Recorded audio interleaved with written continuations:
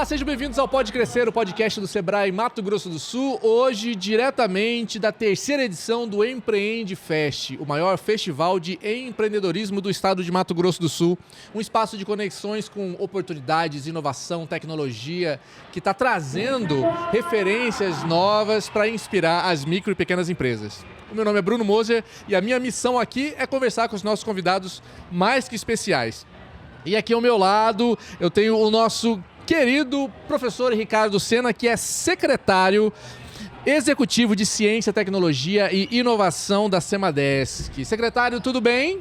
Bruno, tudo ótimo, né? Maravilha. Participar dessa festa de inovação e empreendedorismo é sensacional, né? Uma oportunidade única. Olha, o senhor esteve aqui com a gente o ano passado, mas o que está achando dessa estrutura desse ano? Eu acho que inovação e empreendedorismo são dois conceitos que dificilmente a gente deixa de falar de forma conjunta, né? A gente precisa falar de forma conjunta. Sim. E acho que a estrutura que foi montada, as trilhas que foram montadas, cria uma vivência importante para quem nos visita, para o empreendedor. Sim. E aqui nós estamos colocando aí um espaço bastante interessante, de novo, né? O Conexões Inovadoras, Isso, vamos né? falar disso. E o Conexões Inovadoras a gente está trazendo um outro público que nós entendemos que pode empreender, Sim. que é o público das universidades, os pesquisadores das universidades, né? Isso eu acho muito legal, professor. A gente teve uma conversa com o Ricardo Santucci e a Andrea Garanovski, e a gente estava falando sobre esses ecossistemas de inovação, né? E falando também da importância de incluir as universidades como pontos de inovação, porque entendendo isso como se fosse um leigo, quando a gente fala de ecossistema de inovação, na minha cabeça vem alguma coisa que seja do ambiente privado, não do ambiente público. E incluir as universidades, eu acho muito importante, porque é lá que são os grandes laboratórios de debates, de experimentações, não é? Olha só, boa parte dos produtos que a gente consome no nosso dia a dia, inclusive o nosso próprio celular, ele nasceu de pesquisa científica. Exato. Toda a produtividade de alimentos que hoje a gente tem no Brasil, a gente teve do avanço da pesquisa científica. Na época que eu era moleque, a gente ia no açougue para comprar carne de segunda, que era o que o bolso podia comprar. Eu acho que hoje a gente não fala mais que tem carne de primeira ou carne de segunda, porque nós melhoramos tanto geneticamente que a gente tem carne de muita boa qualidade. Sim. Né? E isso não é passe de mágica, né? Isso é tecnologia, isso é pesquisa científica que é transferida para a produção. Né? Hoje, por exemplo, o boom dos carros elétricos nas ruas, né? Isso vem de pesquisa científica. Então não tem como a gente não incluir as universidades, que é lá que basicamente toda pesquisa científica é produzida. Sim. O que a gente está estimulando? Para o pesquisador, para o professor, para o aluno de mestrado e doutorado, você pode produzir o seu artigo, o seu livro, bacana. Mas será que a gente não pode também criar negócios, criar empresas, transferir essa tecnologia de forma negociada com o setor produtivo, né? Ou seja, vender uma solução que eventualmente possa ter para algum tipo de problema que a sociedade tenha, né? E eu estou falando de setor produtivo, mas essa solução pode ser também para a área social. Sim. Você entendeu? Então, mas isso a gente precisa despertar lá na universidade. Boa. A universidade, a gente...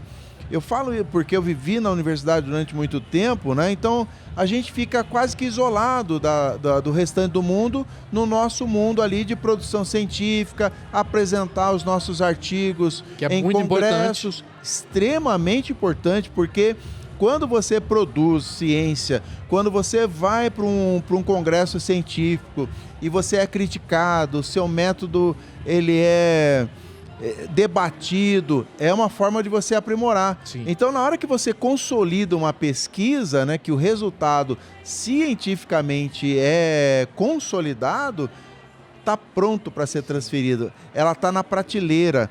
para ser transferida. E é isso que a gente está fazendo aqui no Espaço Conexões Inovadoras.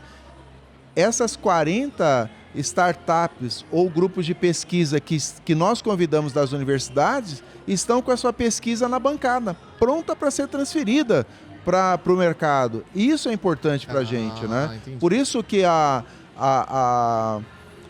gente fazer esse estímulo, né? Pegar essa vertente de empreendedorismo e inovação nas universidades precisa parar de ser um paradoxo ou algo muito esdrúxulo, né? Entendi. Não, por que não? O pesquisador não pode ser inovador? Claro que pode. O pesquisador não pode gerar negócios? Claro que pode, né? E tem regramento hoje para isso, né? Então, acho que nós estamos num excelente momento e a Semadesc, com os seus parceiros, a gente está fazendo esse trabalho aqui com o Sebrae, né? Temos outros parceiros que a gente tem outras ações. Eu acho que o nosso papel é esse, né? Porque é o que eu tenho dito, o nosso desenvolvimento ele precisa estar ancorado no tripé da ciência, da tecnologia e da inovação para ser acelerado. Secretário, o país, a gente tem alguns cases de sucesso com relação a esses ambientes de inovação, como o senhor está produzindo aqui, por exemplo, Rio, São Paulo, isso acontece de uma forma mais fluida, para a gente poder ter ponto de comparação também, até onde Mato Grosso do Sul pode chegar, pretende chegar com relação a essas conexões? Mato Grosso do Sul avançou bastante. Mato Grosso do Sul, no último ranking CLP, ele no pilar inovação, ele saiu de 17º para 9º. Nós subimos 8 posições do ano passado para cá. E se você pega quais são os subíndices que são analisados, ali está o apoio à bolsa de pesquisa, a produção científica, investimento público em pesquisa e desenvolvimento, o número de empresas inovadoras, dentre outros indicadores. Então nós avançamos bastante. Nós não estamos perdendo muito para outros estados, não. Outros estados estão reconhecendo que Mato Grosso do Sul tem a lei mais avançada de inovação do país hoje. Poxa, que legal, hein? É isso mesmo. O que a gente precisa fazer? Divulgar isso, mostrar quais são esses instrumentos da lei, como que nós podemos fazer com que as universidades, as empresas se beneficiem desse novo regramento, entendeu? E aí, é claro que nós estamos começando. A agenda de inovação, ela é relativamente... Se eu pensar que até antes do governador Eduardo Riedel, dentro do governo, a única instituição que trabalhava ciência e tecnologia, e não a inovação ainda, era a Fundect.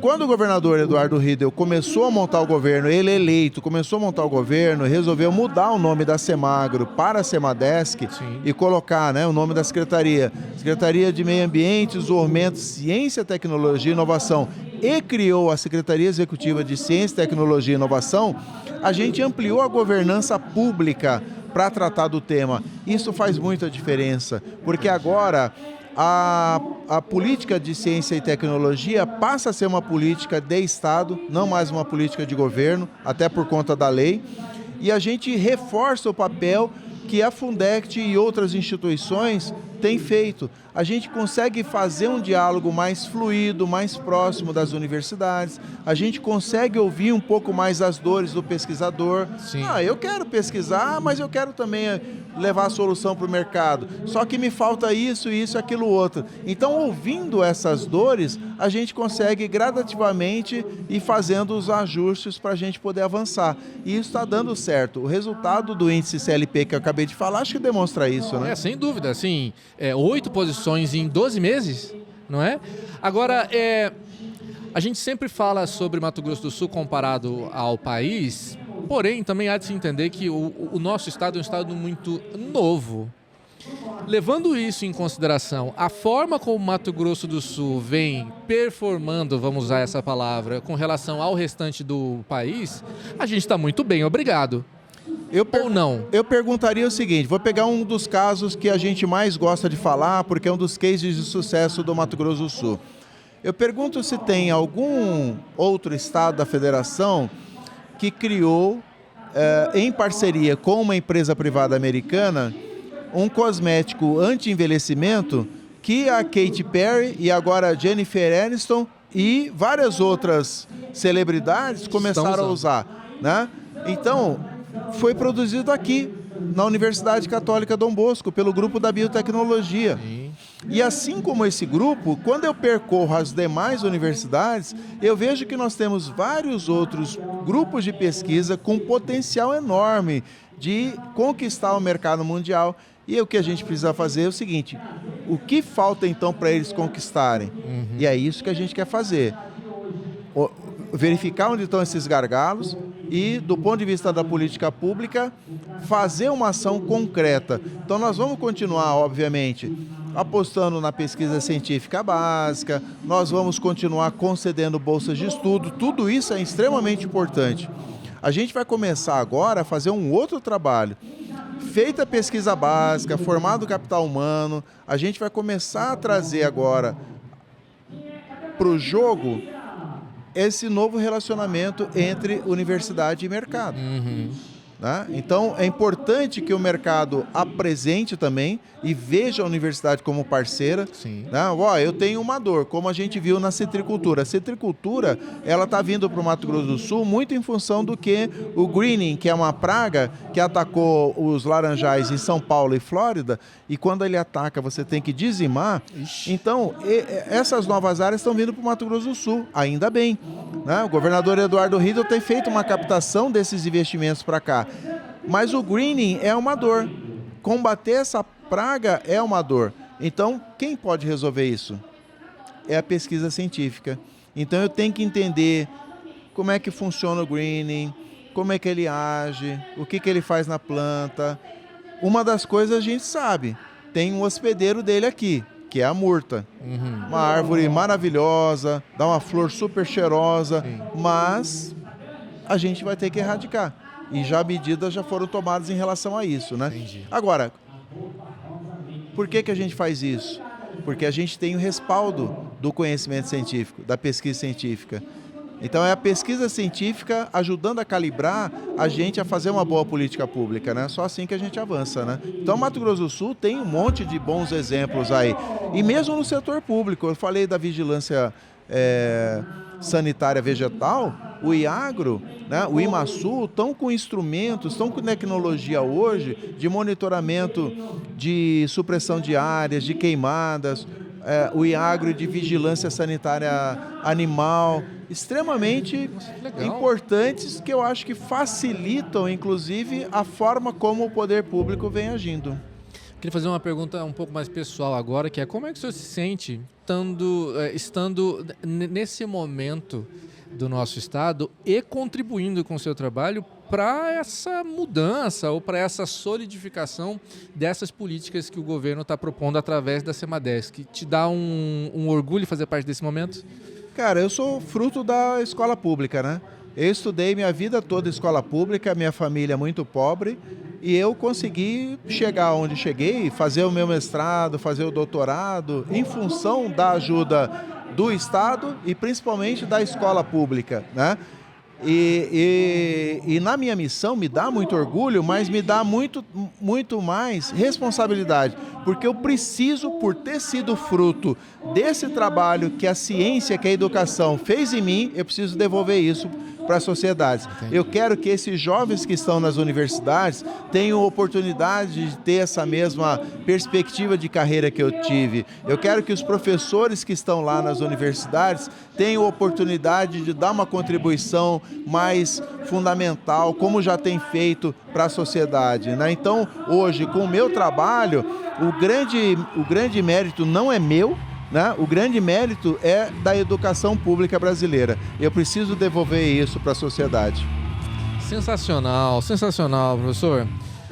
Olha, eu quero agradecer o senhor pelo seu trabalho, pela iniciativa e pela coragem. Eu tenho falado isso para várias pessoas também, que há de se ter coragem para continuar fazendo o que se pretende fazer. Então, muito obrigado, quero agradecer e também dizer que é o seguinte: Se você está vendo aqui a nossa conversa, não deixe de seguir o Sebrae nas redes sociais. Não esqueça de seguir @SebraeMS no Instagram e o canal do Sebrae Mato Grosso do Sul no YouTube. Se você está vendo ou ouvindo a gente pelos agregadores de podcast, não esqueça de adicionar o Pode Crescer à sua playlist para não perder conversas como essa e como as outras conversas que nós teremos durante esses 2 dias da terceira edição do Empreende Fest 2025.